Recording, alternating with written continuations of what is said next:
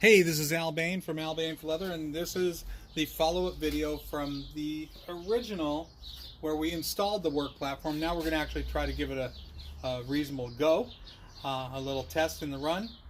This is the third time I've done it because I just, the lighting and Mother Nature isn't cooperating with the light, but whatever. So that's not for you to worry about, but the first two attempts were not real comfortable for me, and this will be the third one. I got reasonable results. It's not natural for me yet. And like I said in the original video, is that you got to get accustomed to the tool. So my hands aren't very used to it yet. I'm gonna, try to give it a fair analysis of my activities here. So I feel like the guide's just a little too close. I'm going to move it over another 32nd of an inch or so, just to give me a little more leeway here. But the parts, like anything you do, you can tip the scale. One thing on this side of the scale that gives a benefit tips the other side of the scale, making it a drawback. And I told everybody I was going to give it an honest review. So right now, because it's new to my hands, working with this particular setup is not real intuitive for me. I've done many of these guitar straps for the past decade, and they fly through the machine in about 2.5 minutes. But this, because it's new to me, I'm being a little hesitant to go real fast. It changed the sound of the machine. It echoes funny. So now my subconscious is going, what's wrong with the machine? I got to keep telling myself there's nothing wrong with it. It's just the hollow sounding clanking of the metal.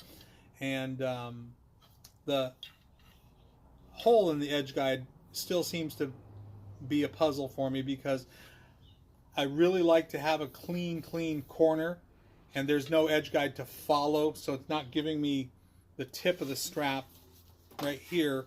This is all hanging out in space, so I don't even have the benefit of an edge guide. I'm just having to use the edge of the foot, and that's pretty normal. But when you're doing a lot of product and you need really consistent results, then that's why I've set up the process the way I did, so I can have a high degree of consistency. The straightaways seem to be really cool because there's a lot of edge guide holding it, except for the fact that I'm doing a strap and it's hanging off the edge of the table, increasing friction, changing the stitch length. So, yeah, like I said, the scale tips one way or the other, and we just have to learn to deal with it. I was folding the strap over the edge before, kind of doubling it back, but it's just another little step that I don't feel I really need. So we're lined up, ready to go. I'm going to bury the needle, do my 3 stitches before I let go of my thread. Okay, now I'm comfortable letting go of the telltales. There's an obstacle right here. This corner has to go transitioning through here. So as the wide bit reaches the edge guide, I have to keep it up and out of the way so that it doesn't push the skinny bit away. So I'm going to start out with the strap already hanging over like this. Okay, so here we go.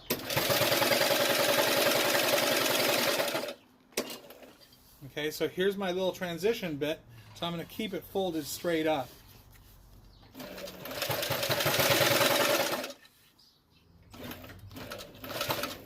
Okay, so now we're unsupported, but I'm going to use the back end of the edge guide to support.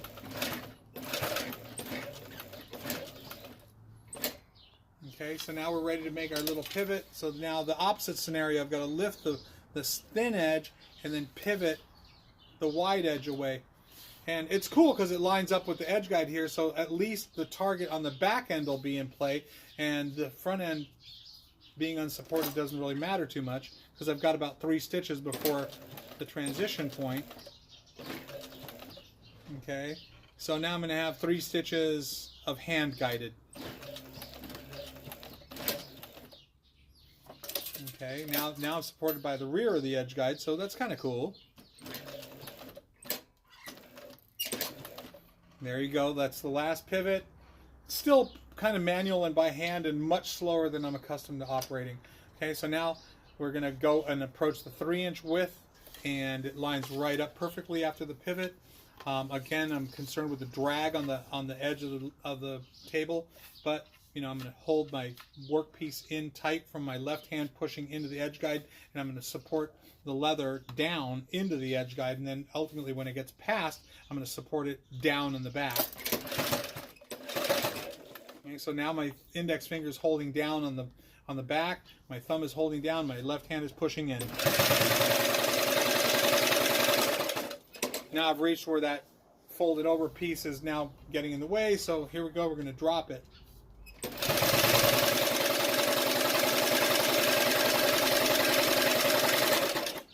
Okay, I've got an obstacle coming that I can't allow the table to grind off because there's a folded over sandwiched in piece here and the bottom edge has a lip on it, so it's going to catch right here, so I have to stay aware of that.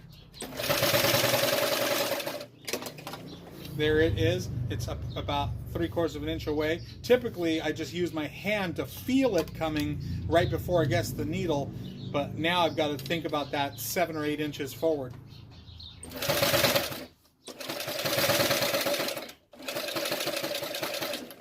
Okay, so now here's that piece.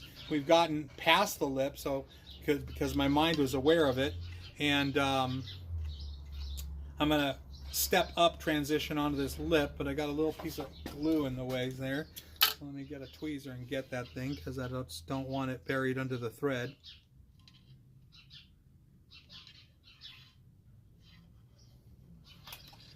Of course it's going to be difficult on camera.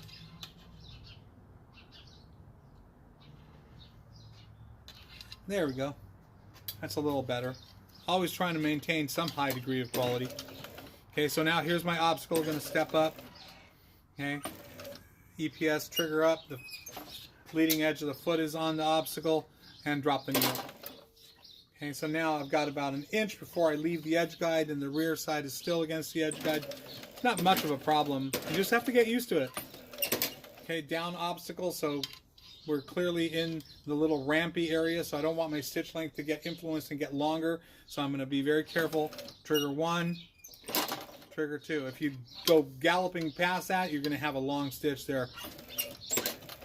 Okay, so now we're unsupported, but I'm using the rear end of the edge guide to hold it. Hopefully it tracks along the line nice, but I will be aware of my edge of the foot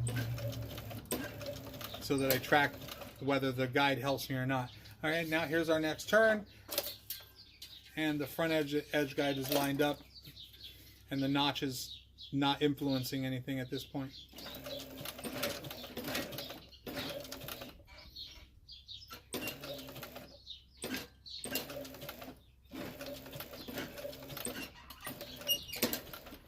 Okay, now there's absolutely no support from the edge guide, but I only have 3 stitches to do, so not that big of a problem.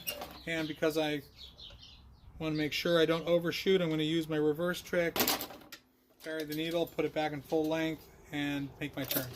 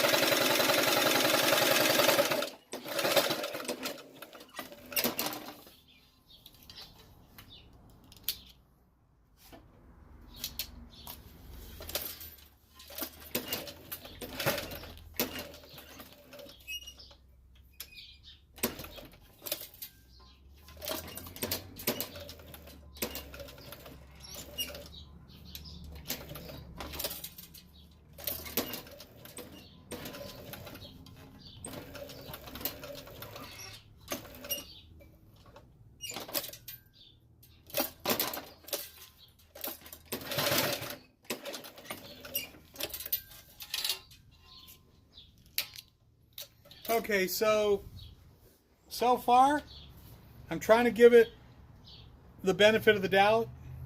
I've done 3 straps so far with this thing.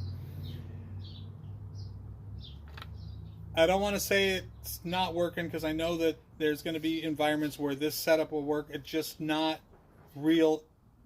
It's not a benefit in comparison to the other system that I use, which is a bare throat, just the arm itself and the swing down edge guide along with the swing out edge guide.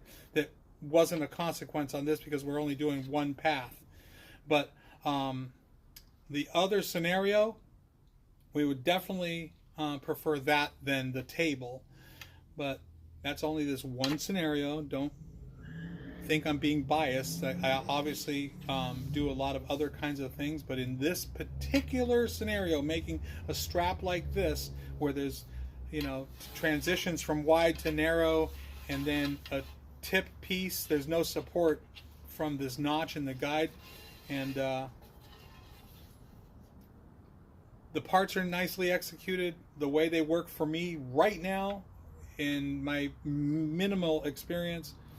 I'm not happy with it, but later on, after doing a couple more things, you know, I might change my mind. You know, let's be optimistic and be friendly and fair about it.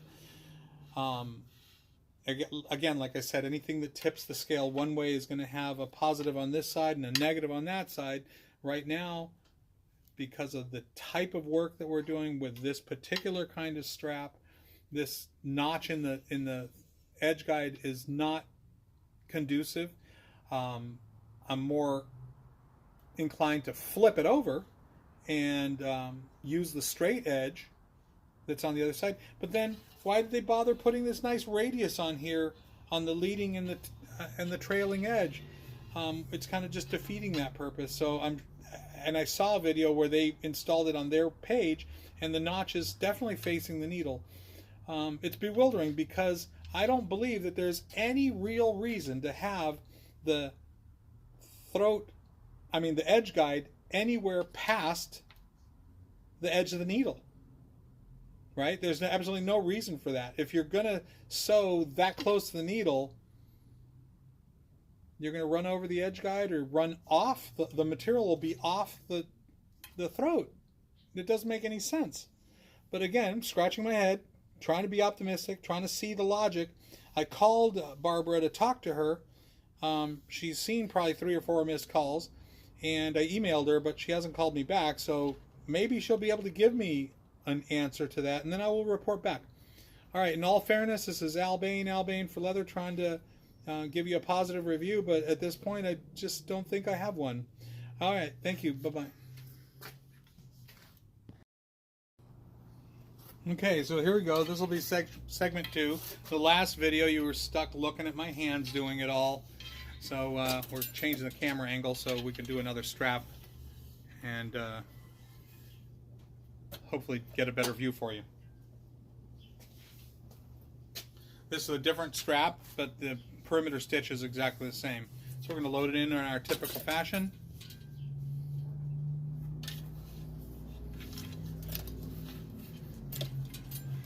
And here we go.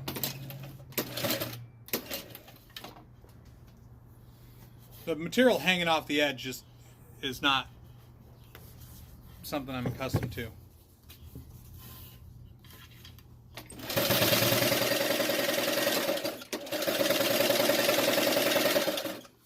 Seems to track on the straightaways pretty well, so I mean, there's no complaint there.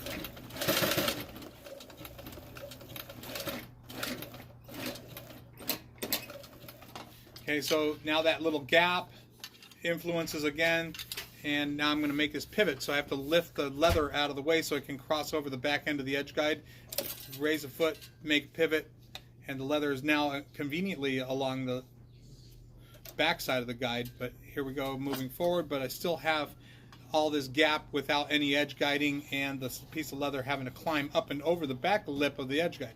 So moving forward.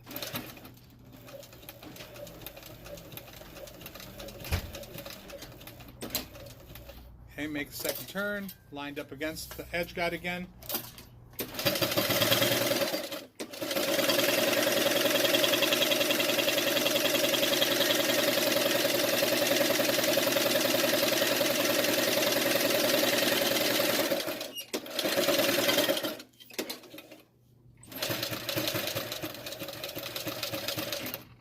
Okay, climbing up on my obstacle and climbing down.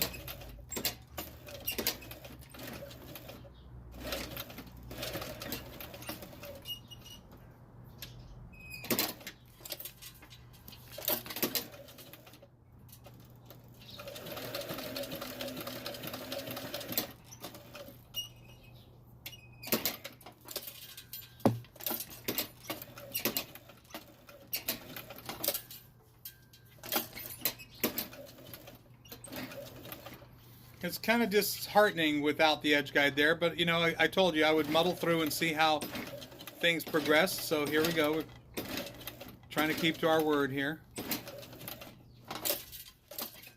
Now we've got that climbing obstacle and descending obstacle. The strap dragging on the back slows down the feed rate, so it ultimately shortens up the stitch. So my thumb is trying to lift it while my right hand is jamming the pressure in toward the edge guide. Because the tolerance is so small, I only got about 3/16 of an inch, and if I deviate one stitch out of line, I get to throw away a piece of leather.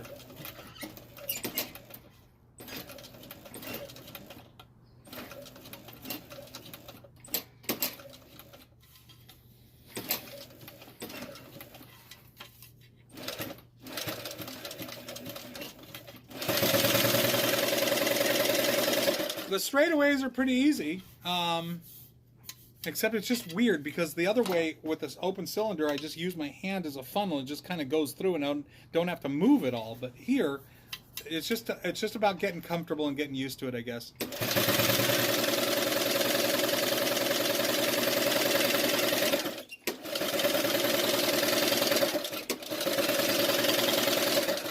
Okay, here comes my little turn.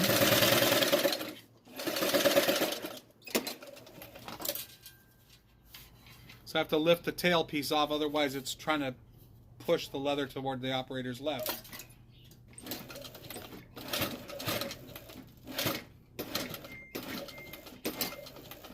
Okay, now that I have to pivot clockwise, I have to raise the wide bit up and over and then turn the narrow bit into the guide. And then here we go, make the turn. I mean, it's just about getting used to it, I guess.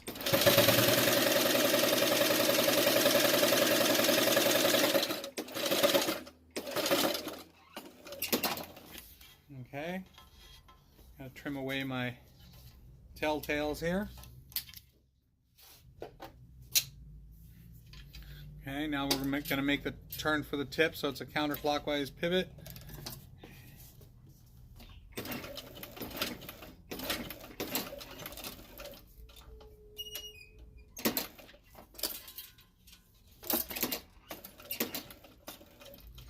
If you've done the spiral exercise, you realize that we're doing the space adjuster with the reverse lever, burying the needle in the corner so that our path is even. And now we're going to turn the last bit and then readjust to full length again.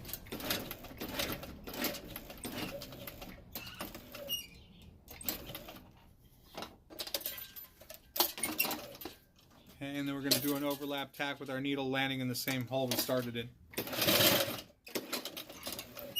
Okay, finger deploy method, pull the material out, cut it free.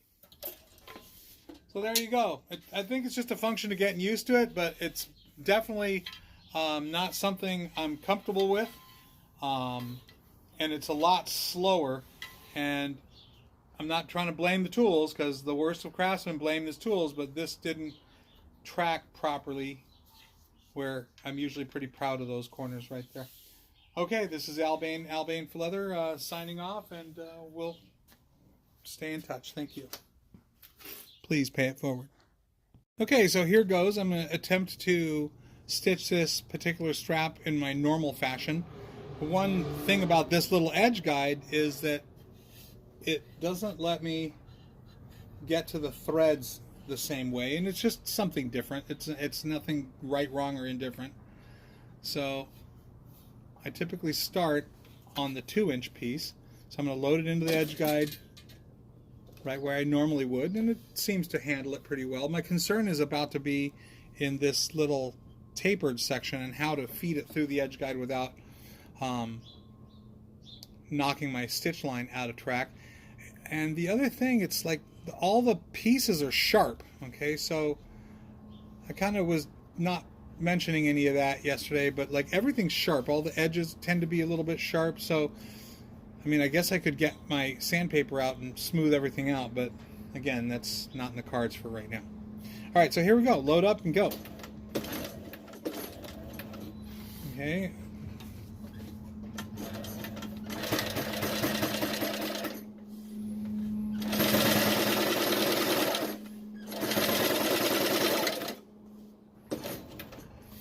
Well, it makes the machine sound different. Now that the taper is in the way, I'm going to have to hold it up until the taper gets past there.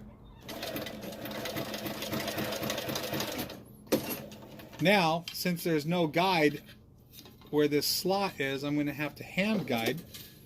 So I'm raising it up, making my little turn. I guess the end of it is lining up in the slot.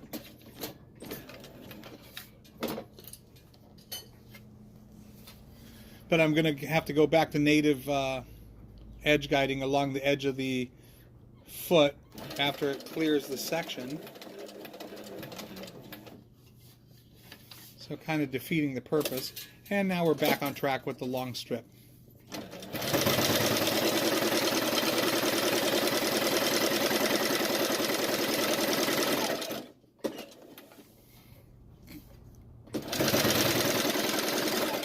Wow, it didn't track very clean there.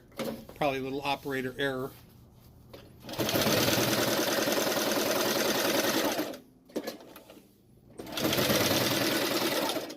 If you've watched my Thinking Out Loud video, I've got a video where we're building another guitar strap just like this, and we're going to have an obstacle here where we've got to go up and over. So that's approaching now.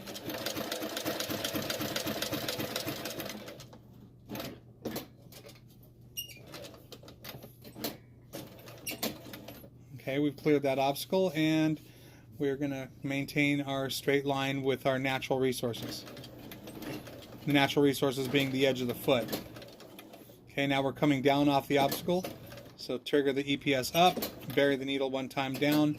Same thing until we get off the obstacle with the rear foot. And now I have to use the edge of the foot to guide along. It's not too much of a trouble, but it's way slower than I'm typically used to stitching.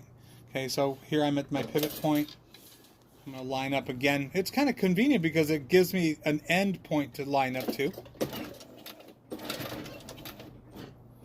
But now we're off the edge guide in the next stitch, and now we've got to reacquire the back edge guide. Okay, it's making it. Probably wouldn't do it in a 1-inch environment. Okay, now making the pivot toward this tip, and there's clearly nothing supporting the edge guide at all, and I'm just going to have to eyeball it.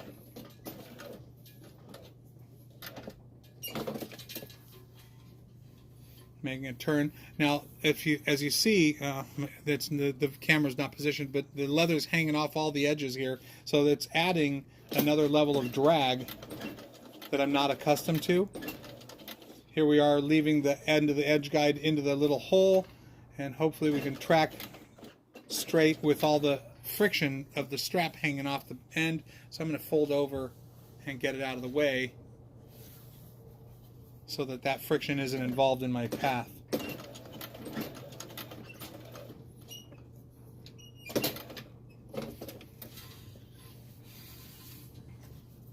Okay, so here we go. We're going to climb the obstacle this time.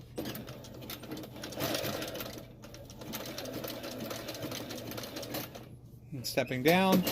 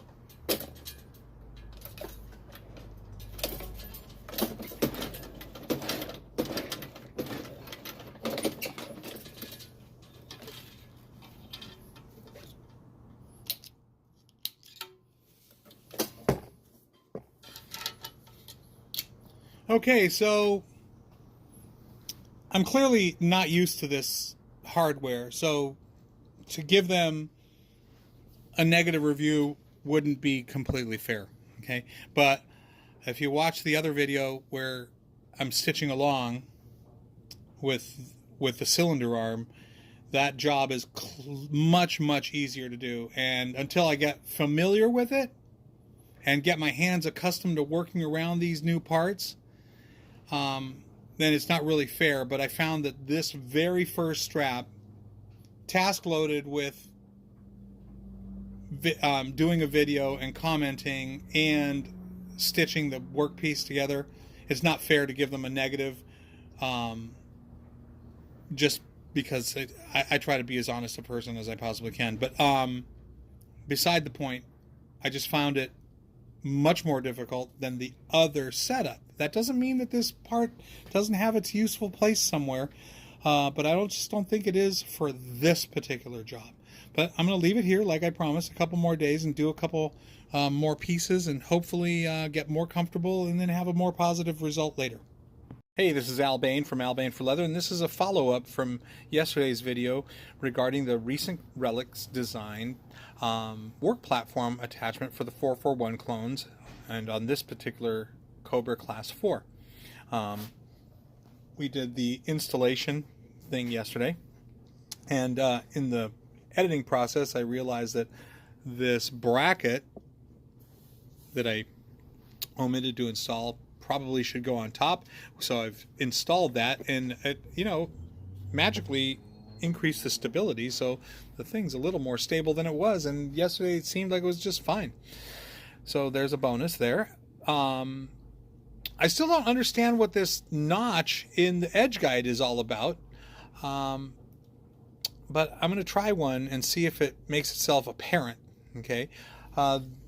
They have a video where they're showing people using two of them on a 1-inch strap, but this is a 3-inch, and it's obviously not going to fit because the slot isn't quite long enough. I don't think that that's a big problem because I never really stitch with an edge guide on that side either. Now, this particular strap has a cantilever, or a little corner here that tapers down to 2-inch from 3-inch, so I don't know how that's going to behave going through this edge guide, but we will find out. So what do you say we give it a go? Okay, so bear with me, let me reposition the camera so it's not where I need to be actually standing, and I'll be right back.